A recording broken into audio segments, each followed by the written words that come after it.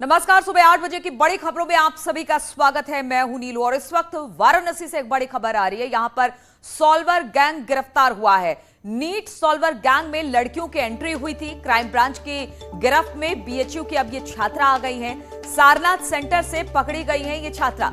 दूसरी की जगह परीक्षा देते हुए गिरफ्तार कर लिया गया है। पुलिस के मुताबिक 5 लाख रुपए में डील हुई थी छात्रा की। पुलिस कर रही है अब इससे पूछताछ। जो जेईई का मामला बताया जा रहा है, जहां पर सॉल्वर गैंग में लड़कियों की एंट्री हुई है।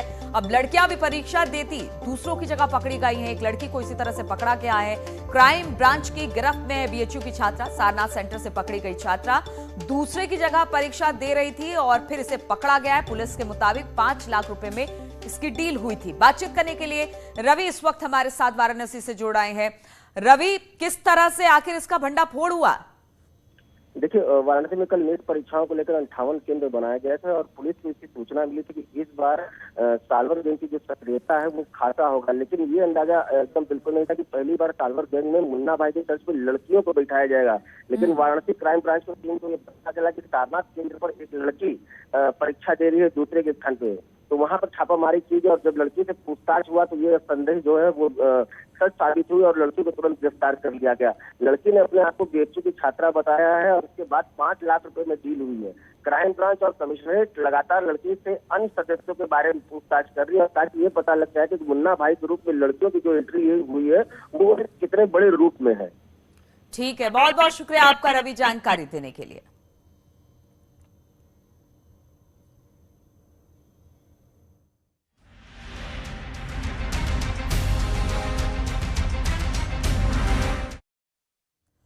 तो इस वक्त खबर आ रही है कि रायबरेली से लौटी है प्रियंका गांधी। रायबरेली से लखनऊ लौटी है प्रियंका गांधी। आज ही दिल्ली लौटेंगी प्रियंका।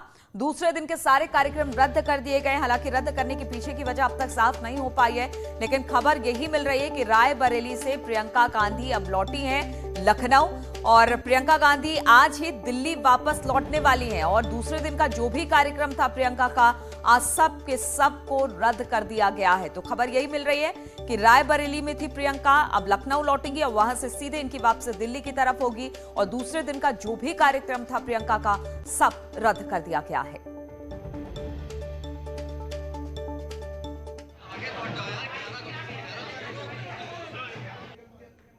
तो लगातार प्रियंका उत्तर प्रदेश के दौरे पर है और इस वक्त रायबरेली में थी। कहा यह जा रहा था कि लखनऊ भी आएंगी, रायबरेली में भी कुछ कार्यक्रम थे, लेकिन इस बीच खबर यह आ रही है कि रायबरेली से लखनऊ लौटेंगी और फिर उसके बाद दिल्ली के लिए रवाना हो जाएंगी। और इस बीच जितने कार्यक्रम थे प्रियंका के इस दौरान, उन सबको रद्द कर दिया गया है। बातचीत करने के लिए इस वक्त मोहन कृष्ण रायबरेली से हमारे साथ जुड़ गए हैं। मोहन, क्या वजह बताई जा रही है इसके पीछे, प्रियंका के दौरे को रद्द करने के पीछे? जी नीलू, आपको बताना चाहेंगे अभी जो दौरा जो रद्द हुआ उसका कारण नहीं पता चल पाया है। लेकिन कल जिस तरीके से कांग्रेस कार्यकर्ताओं को से कहा गया था कि प्रियंका गांधी 2 विधानसभा बरछरावा और हरचंदपुर के विधानसभा के गांवों का दौरा करेंगे, उसको लेकर कार्यकर्ताओं में उत्साह था। लेकिन आज जब ये पता चला कि अचानक से उनका दौरा कैंसिल हो गया है, वो वापस लखनऊ जा रही, तो कहीं ना कहीं उनके भीतर निराशा है। और जो दौरा रद्द करने की बात है, अभी इसको लेकर कोई भी बात सामने नहीं आई है।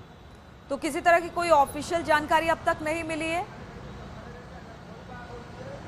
नहीं नीलू, अभी ऑफिशियल जानकारी जो प्रियंका गांधी के साथ जो सोनिया गांधी के प्रतिनिधि चलते हैं वो भी लखनऊ गए हुए हैं और जो अन्य पार्टी के जो पदाधिकारी हैं, जो प्रवक्ता है, वो भी उनके साथ लखनऊ गए हुए। और जो यहाँ पे अभी इस तरीके की कोई जानकारी देने वाला कोई आदमी सामने नहीं है, जिसके चलते ये नहीं पता लग पाया कि प्रियंका गांधी ने अचानक से अपना दौरा क्यों कैंसिल कर दिया। ठीक है, बहुत बहुत शुक्रिया आपका मोहन कृष्ण हमारे साथ जुड़ने के लिए। तो प्रियंका का दौरा क्यों रद्द किया गया, इस बारे में कोई जानकारी नहीं है, लेकिन आज उनके कई कार्यक्रम थे रायबरेली दौरे के दूसरे दिन, जिसे अब रद्द कर दिया गया है।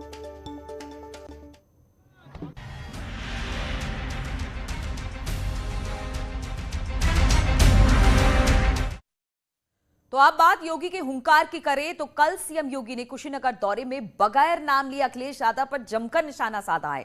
सीएम ने आरोप लगाया कि अब्बा जान कहने वाले गरीबों का राशन हजम कर जाते हैं और सैफई के एक परिवार ने पूरे प्रदेश को लूट लिया।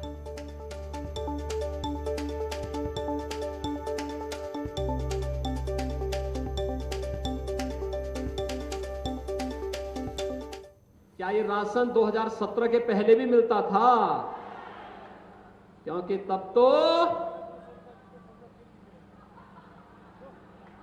अब्बा जान कहने वाले राशन हजम कर जाते थे।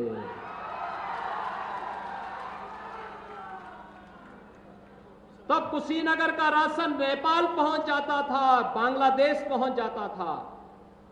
और आज कोई इन गरीबों का राशन निकलेगा तो राशन तो नहीं निकल पाएगा, लेकिन जेल जरूर चला जाएगा।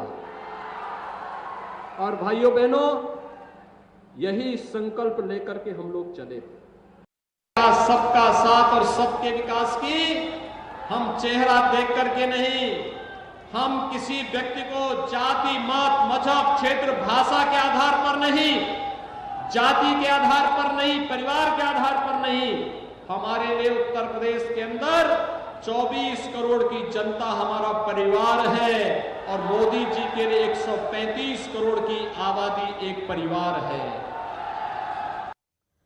और प्रदेश की सियासत में राम मंदिर, हिंदुत्व, राष्ट्रवाद, परिवार के वाद के मुद्दे को उछाला जा रहा है। सीएम योगी कल कुशीनगर और संत कबीरनगर दौरे पर थे। यहां पर उन्होंने विपक्ष पर जो जुबानी हमले किए, उससे कहा जा सकता है कि सीएम योगी ने 22 का एजेंडा सेट कर दिया है। बीजेपी राम मंदिर, विकासवाद, गांव, गरीब कल्याण के मुद्दे पर चुनाव में जा रही है। शायद यही वजह है कि सीएम योगी ने कुशीनगर में राम मंदिर, 370, ट्रिपल तलाक का मुद्दा उठाया और विपक्ष को खुली चुनौती दे दी है। राम भक्तों पर गोली चलाने वाले राम मंदिर बनाते? क्या गोली चलाने वाले और दंगा कराने वाले कश्मीर से धारा 370 को हटाते? तालिबान का समर्थन करने वाले क्या 3 तलाक को रोकते? तो भाइयों बहनों, फिर इस जातिवादी और वंशवादी मानसिकता को प्रदेश की जनता कतई बर्दाश्त न करे। याद रखना, बिच्छू कहीं होगा तो डसेगा ही। और बात सिर्फ राम मंदिर तक सीमित नहीं है। परिवारवाद, भाई भतीजावाद भी इस बार बीजेपी के एजेंडे में है। योगी ने कुशीनगर से विपक्ष की जातिवादी नीतियों पर भी सवाल उठाए। योगी कहते हैं कि उनके लिए विकास का मतलब किसी परिवार या मजहब का विकास नहीं हो। जो लोग जात पात देखकर नौकरियां देते थे, उनको जनता ने सबक सिखा दिया है।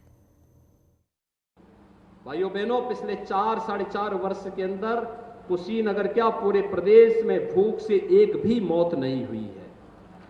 पहले भूख से मौतें होती थी क्योंकि गरीब का अन्न ये लोग खा जाते थे, सपा बसपा के लोग खा जाते थे, ये हजम कर जाते थे। लेकिन आज गरीब को अन्न मिल रहा है, फ्री में राशन मिल रहा है, निराश्रित महिलाओं को पेंशन मिल रही है, दिव्यांग जनों को पेंशन मिल रही है, हर गरीब को सुविधाएं मिल रही हैं। पहले बिजली नहीं मिलती थी, आज तो अगर आंधी तूफान ज्यादा बारिश हुई तो उस दिन भले ही छोड़ दिया जाए, बाकी 16 से लेकर के 24 घंटे बिजली हर जनपद के हर गांव में उपलब्ध करवाने की कार्रवाई हो रही है। भाइयों बहनों, क्योंकि विकास पर सबका समान अधिकार है। जितना विकास पर मेरा अधिकार है, जितना अधिकार विजय दुबे का है, जितना अधिकार अतुल सिंह का है और जितना अधिकार जटाशंकर त्रिपाठी का है, उतना ही अधिकार आपका भी उस विकास पर है। और यही कहने के लिए आज भारतीय जनता पार्टी आपके पास है। और विधानसभा चुनाव में गांव, गरीब, किसान, नौजवान भी बड़ा मुद्दा है। योगी ने कहा कि पहले उत्तर प्रदेश में भूख से मौतें होती थी, लेकिन 2017 से लेकर अब तक प्रदेश में भूख से कोई भी मौत नहीं हुई है। दिल्ली की सीमाओं पर भले ही उत्तर प्रदेश का किसान आंदोलित हो, लेकिन योगी कहते हैं कि किसानों के लिए जो काम उनकी सरकार ने किया वो ऐतिहासिक है। एमएसपी से लेकर गन्ना किसानों की समस्या तक योगी ने दावा किया कि जितना भुगतान पिछले 4.5 सालों में हुआ, उतना एसपी बीएसपी के शासन में नहीं हुआ है। यहां पर बात उठी थी गन्ना किसानों की, और भाइयों बहनों, मैं आप सबको आश्वस्त करता हूं, एक एक गन्ना किसान का पाई पाई चुकता करवाएंगे। कोई आपका पैसा लेके नहीं जा सकता है, और नहीं तो कार्रवाई बहुत सख्त करेंगे, बहुत सख्त कार्रवाई करेंगे। कोरोना महामारी थी, चीनी एक्सपोर्ट नहीं हो पाई, जो चीनी विदेशों में जानी थी नहीं हो पाई, नहीं जा पाई। अन्यथा याद करिए 2016-17 में 8 वर्ष का गन्ना मूल्य का बकाया था। 2007 से 2017 तक कुल 95,000 करोड़ रुपए का गन्ना मूल्य का भुगतान 10 वर्षों में हुआ था, और आज 4.5 वर्ष में 1,43,000 करोड़ रुपए का गन्ना मूल्य का भुगतान हम लोग कर चुके हैं। और बीजेपी मीडिया सेल की वर्कशॉप है। बीजेपी मीडिया सेल की वर्कशॉप आज से शुरू हो रही है। लखनऊ मुख्यालय पर ये कार्यशाला का आयोजन किया गया है। प्रदेश के तमाम प्रवक्ता इसमें शामिल होने वाले हैं। सीएम योगी भी प्रवक्ताओं को संबोधित करेंगे। सुबह 11 बजे वर्कशॉप की शुरुआत होगी।